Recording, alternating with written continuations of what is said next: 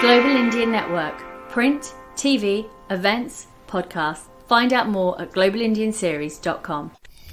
Welcome back to the Global Indian Podcast, home to the greatest conversations and the official platform for open and liberal minds. Because yes, let's face it, we are everywhere.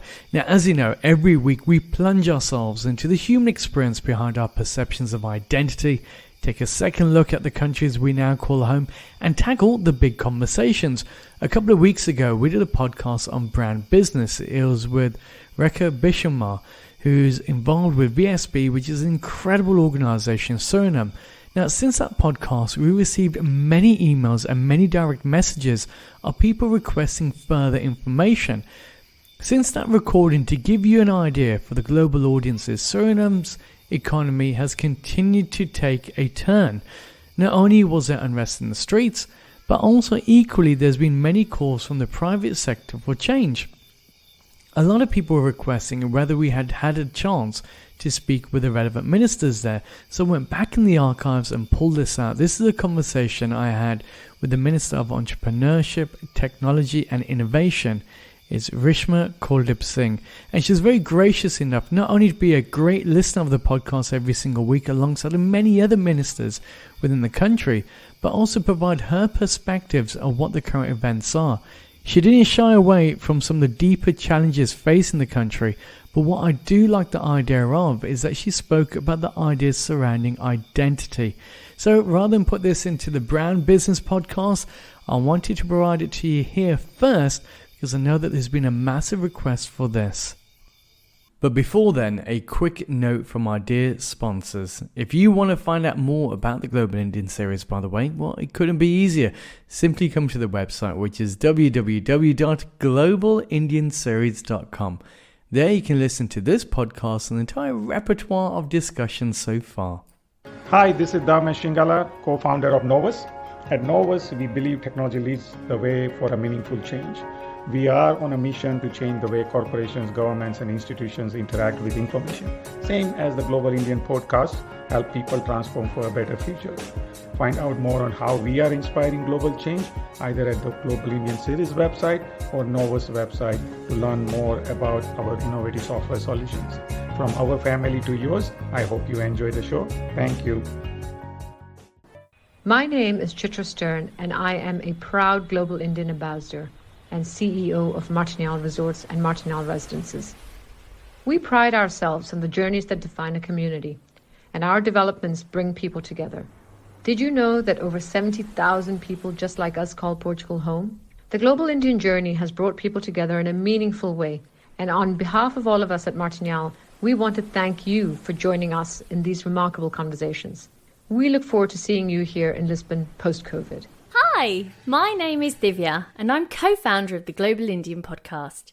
Before you get to today's show, I've got a quick favour to ask. If you've been enjoying our conversations, I'd love if you could take just 1 minute to leave us a review on the platform that you're listening to us on and share our work to friends and family. It helps us out a lot. Word of mouth is the primary way that we grow. Thanks for your continued support. Amen. I suppose the public perception of Suriname and the international perception of Suriname was at the all-time low. You just had a former head of state that was arrested in a very public trial. You're coming into an economy that was looking to rebuild, and now you're thrown into one of the most important ministries that anyone can ever imagine, because it holds almost national well-being, but also the future of many of the youth to say, this is where we look forward. What's it like for you? Yeah, it's, as I said before, we took over a very big crisis. From 10 years, we were in a crisis, and now we are in the government for 2 years and trying to build up our country again with also the IMF. We started a project with the IMF, and we have to work on all the targets to receive the IMF what they want from us. It's very important for me as the Ministry of Economic Affairs and my background as MBAer. It's for me important to help to develop the entrepreneurship And this is for me, my heart goes to the SMEs. And I believe that SMEs are the backbone of economy of a country. And I want to, I started already with the SME fund for entrepreneurs, for small and medium entrepreneurs, and also to help them and to stimulate them, to coach them to finance at the fund, and after that to coach them for a very successful business that they can start up. And that is one of my goals for this year, for 2023, because I'm now for 8 months at this ministry, at the Ministry of Economic Affairs. And as you know, I 2 years later at this ministry, and I have to perform. Yeah. I have to orientate the ministry, but I also have to do all the things in place. I have to bring all the things in place at the ministry. So it's a very big opportunity, and also it's not easy. I was going to say it, it's a massive challenge because you're coming in at the back end of COVID, which ultimately dismantled the entire community. And when you're talking about SMEs, they were the biggest impact was the SME sector. And then on top of that, you're looking at digitization. How do you repair an economy post-COVID? What is your revenue replacement model like? To be honest, we had the lockdowns. Yeah. And during the lockdowns, we noticed an increase of apps for mostly in delivery of food and goods. Businesses that needed to adapt to this lockdown started to be innovative, I have to say, but and ventured into an unknown area into for Suriname at the same moment. But it was a challenge, I have to say, and I think for the whole world, it is a challenge. The COVID was a challenge to for the business sector, not only for the small, the SMEs, but also for the bigger sectors. It was a challenge because we had the lockdowns, and now we are rebuilding to help them with, as I said, the SME fund. We have the production fund also.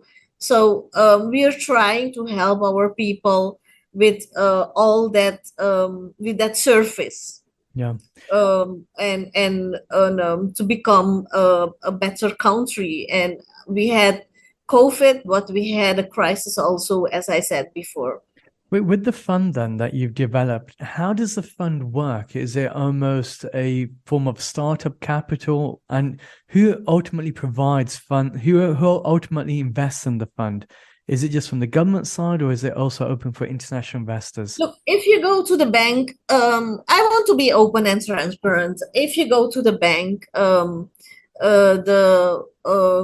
percentage of the it's very high to have to lend the money at the bank. Absolutely crippling. Yeah. Yeah. What we did is we have the fund at the Ministry of Economic Affairs, and we are doing it with the local bank together. But it's the money of the government, and we are deciding how to use the money, and we are deciding which entrepreneurs are coming in this sector for the financial money, for financing.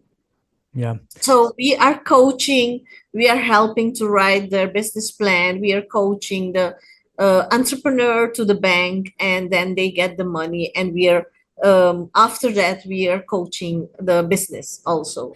I have to say, what you're doing seems like a very common sense solution to a big issue. Why was this not done before? Why did previous administrations not do this? So I don't want to look back, and I don't know what my earlier colleagues did, the other governments before did. But it was my dream to do this, and it was also in my my master's study, I studied SMEs. I did my paper was SMEs and my thesis, and I did the SMEs, and this was one of my project I did, and I want to start it up. Now I'm the last stage of doing with the bank, to the contract, to sign the contract with the bank, and then we want to start financing the SMEs. And it is scaling up. Now, obviously, part of this is looking at the role of international investment. Your portfolio is one that is incredibly large and incredibly important. Your president came to India with very bold statements to invite the Indian private sector to come over and invest on the back of 80 billion that the Indian government's provided through lines of credit. Now, your ministry is essentially one of the most pivotal ministries that's supposed to channel in this investment. What do you hope to gain from Indian investors? You got 30 million people reading these reports. For me, we are inviting every investor who wants to invest in Suriname. And the president was, a month ago, the president was in India. In January, the beginning of January, our president was in India. And I sent 5 projects I sent to India, and I heard about it that there are now on process for getting the money, but I have to wait for the I want to wait before I say something that.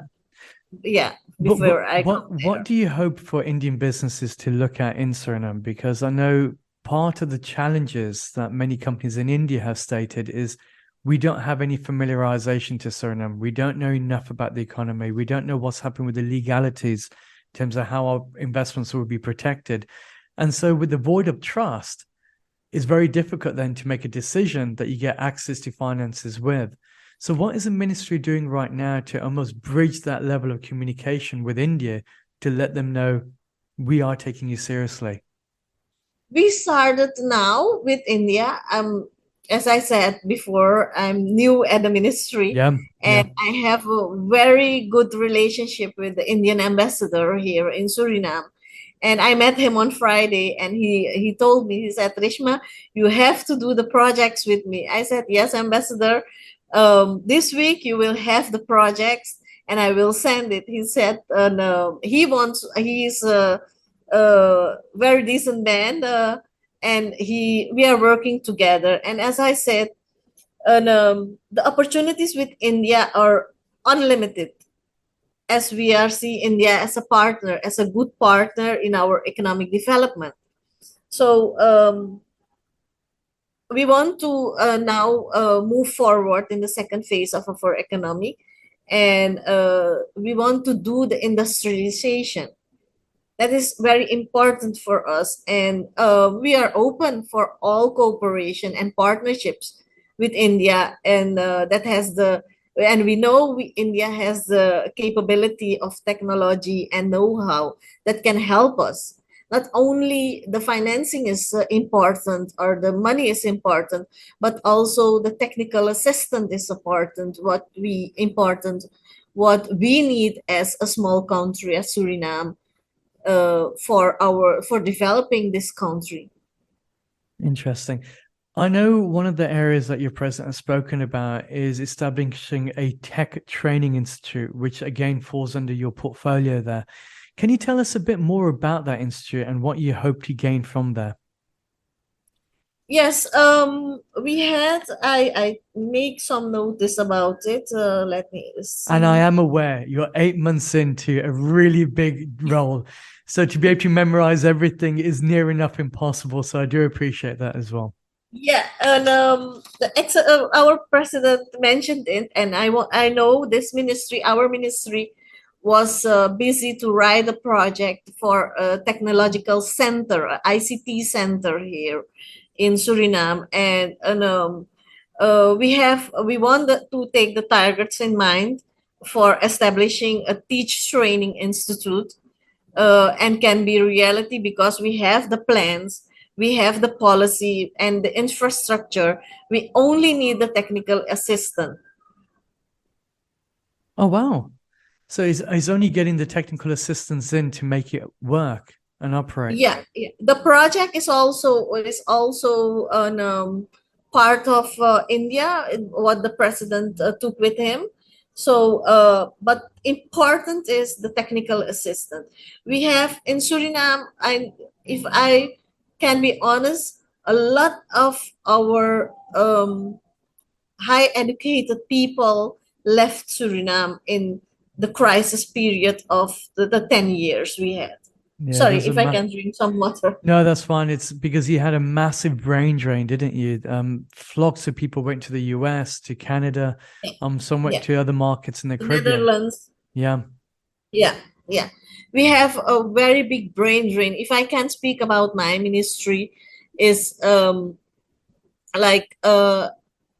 worked here as an officer, as a policy officer, and when I came back as a minister, I lost like 30 to 50 high educated people at my ministry.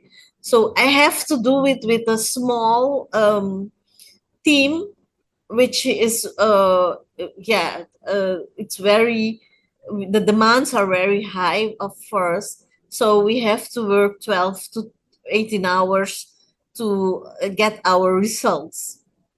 Wow. Wow. So now you've got a bootstrap team. You've got the IMF breathing down your necks to say, okay, great, we'll make investments if you almost reduce your outgoing costs. And now you're trying to attract investment in India. How important is India as a partner for Suriname? Because we've seen comments being made, we've seen real efforts being taken place by your president, but that's only recently. How important really is India for you? Yeah, it's as I said before, India is, our ancestors came from India. Yeah. So we feel like home if we speak about India. But it's very important for us, and we know India has all the technology. India has the know-how. As I said before, I see India as an unlimited, as a partner in to develop our country, to help the crisis build up this country, and the economic development is very important. And we have seen India grow. We have growing in the last years, it's like booming India in the world, and for us it's looking up to India and see how we can do projects together with India, and to see how we can do each other, helping each other.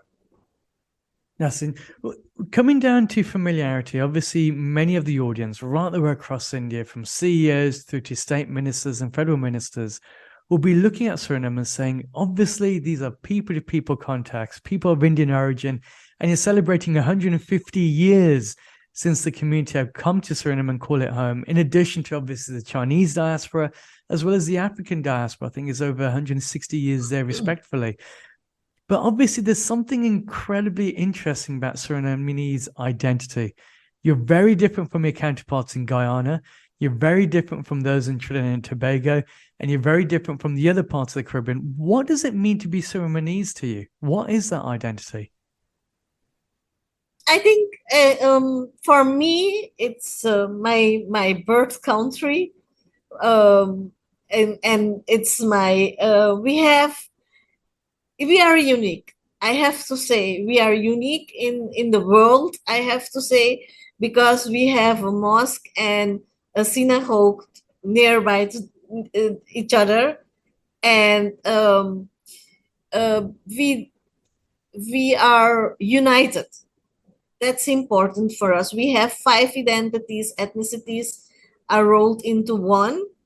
But what's unique of the Suriname, we kept our culture, our morals are high, and we are honored. We are honored by our ancestors and their struggles, who came to Suriname and did a lot of hard work and struggles.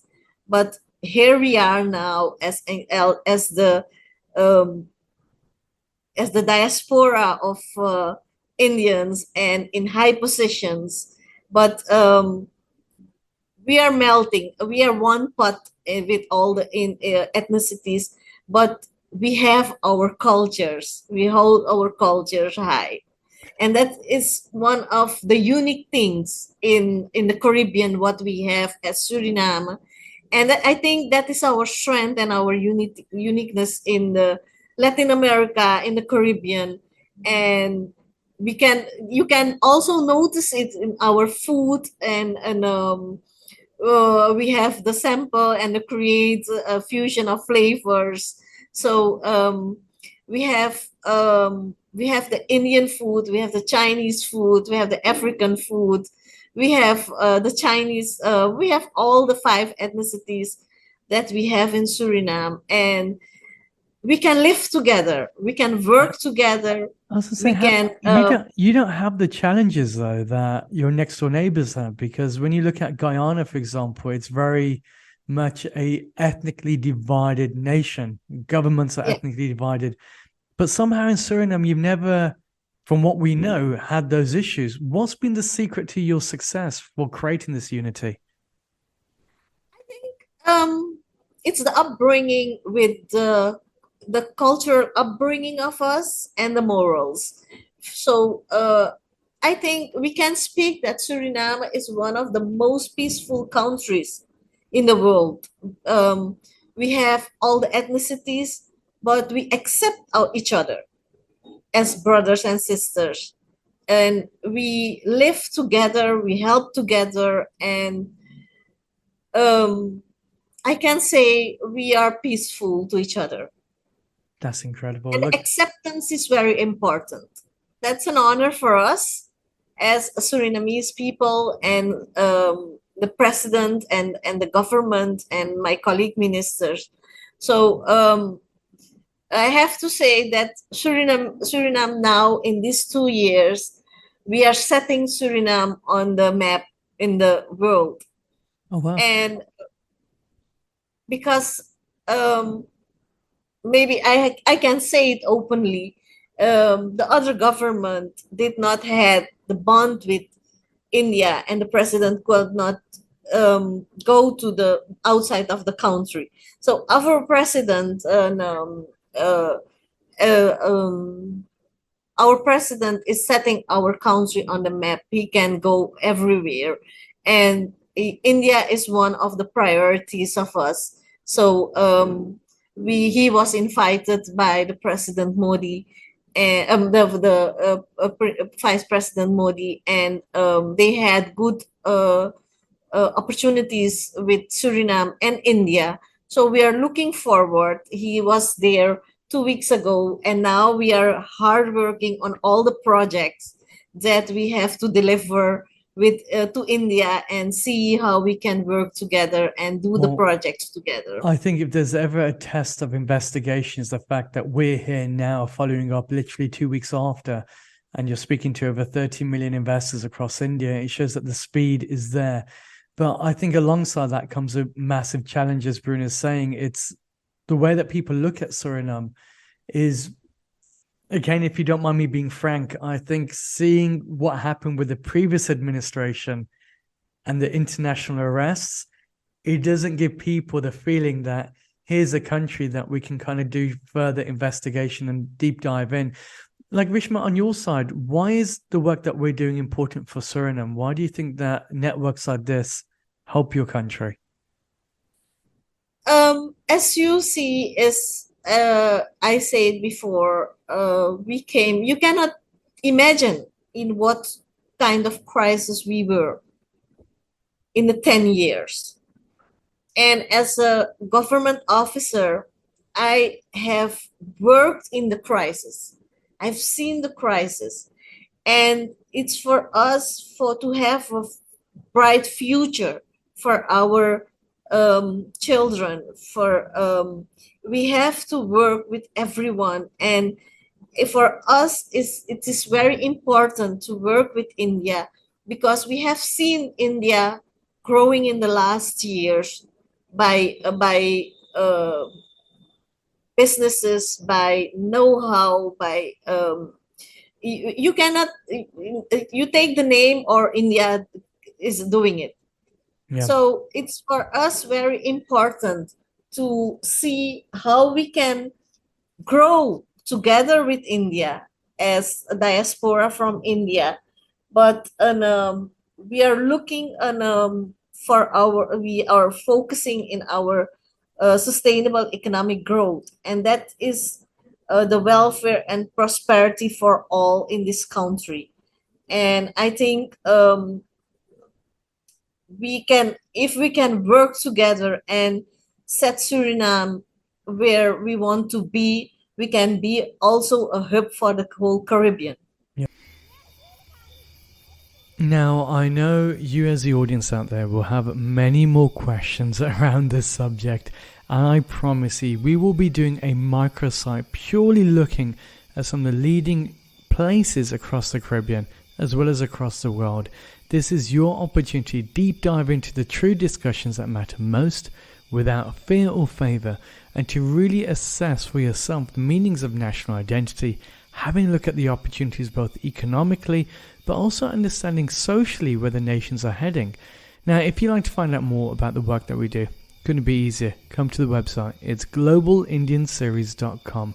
As always, I wish you a fantastic week ahead, and to see you next week as we continue our journeys around the 50 Shades of Brown discussions. Until then, stay well. Global Indian Network. Print, TV, events, podcasts. Find out more at globalindianseries.com.